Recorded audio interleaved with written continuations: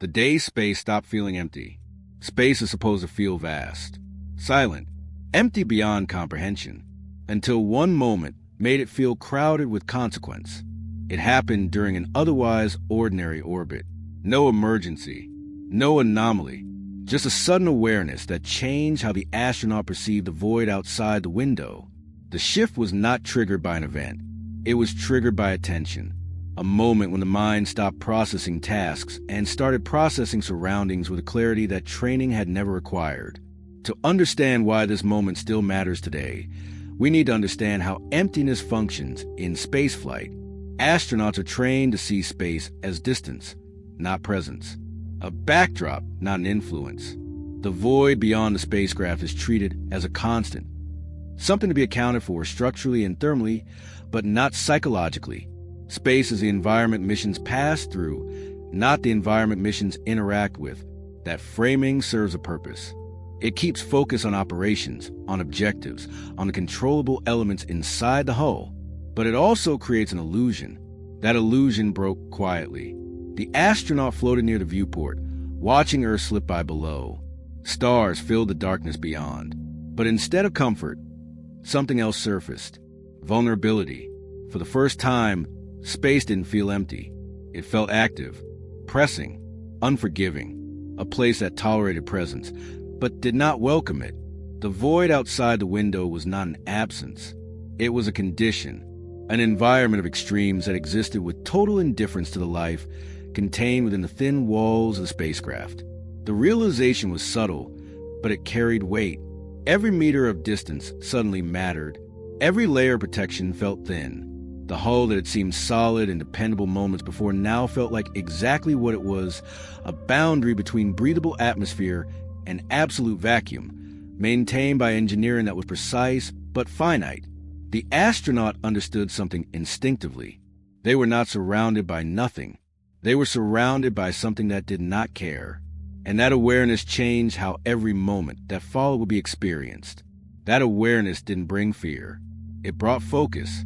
Fear would have been a distraction, and the astronaut recognized the difference between being afraid and being aware. Fear says retreat. Awareness says pay attention. The astronaut chose attention. The astronaut began noticing details usually ignored. The faint vibration of the hull, the constant effort of life support, the thin barrier separating breath from vacuum. Sound that had been background became foreground. The hum of circulation fans, the rhythmic pulse of environmental controls. Each one a small act of defiance against an environment that would claim the spacecraft's atmosphere in seconds if given the opportunity. Space was no longer just distance. It was pressure, not physical, but psychological. A reminder that survival was conditional, moment by moment. Every breath depended on systems that required power, that required maintenance, that required a continued integrity of seals and structures designed by human hands.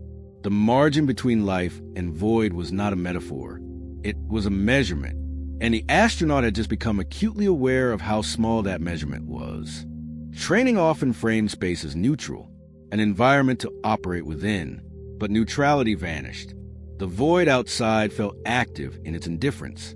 Neutrality implies that the environment does not affect the operator, but space does affect the operator. It degrades bone density. It shifts fluid distribution. It alters vision. It disrupts circadian rhythms. Space is not a neutral stage. It is a force that acts upon everything within it, slowly and without exception. Every task gained weight, not urgency, but significance. Nothing could be taken lightly when the surroundings offered no forgiveness. A tool left unsecured could become a projectile. A procedure skip could cascade into failure.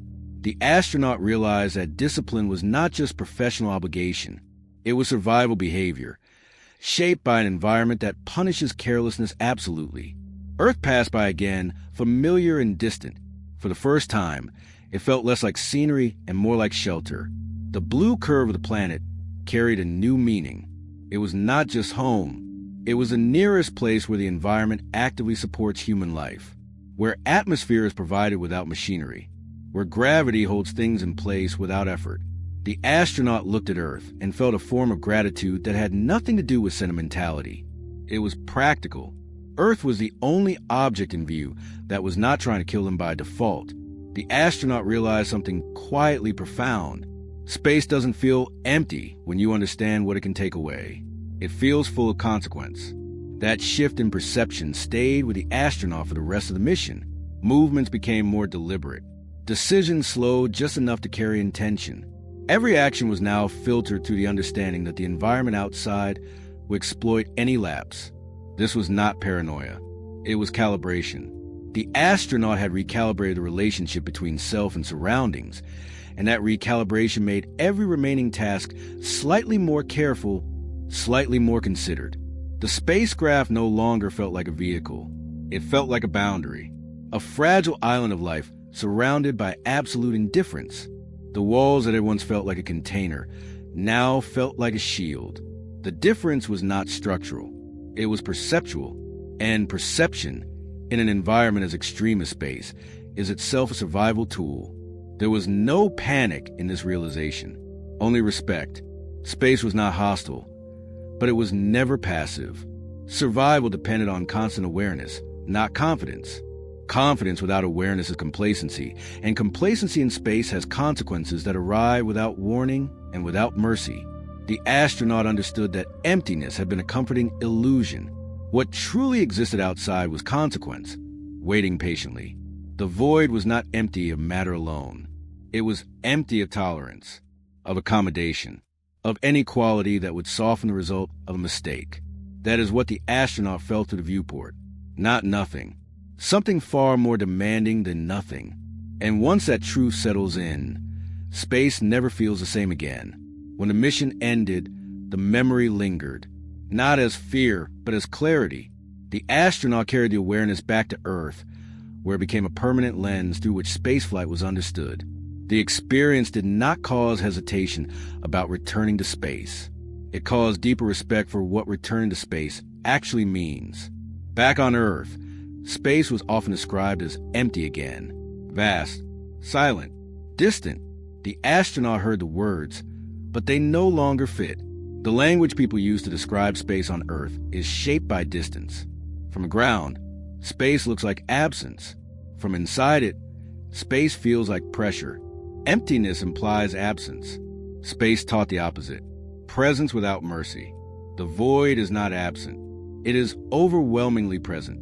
It is a dominant condition, and human life within it is the exception, maintained only through continuous effort and vigilant design.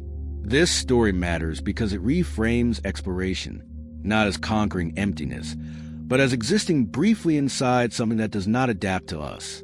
Exploration is not the act of filling empty space. It is the act of sustaining life where life is not supported. That distinction changes how we design missions, how we train crews, and how we think about the ambition of reaching further into a universe that remains indifferent to our presence. Understanding that changes behavior.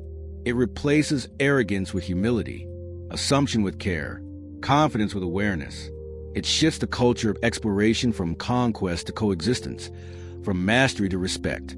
Space did not stop feeling empty because something filled it. It stopped feeling empty because meaning did. And that awareness is what keeps explorers alive. Subscribe to join the journey. The day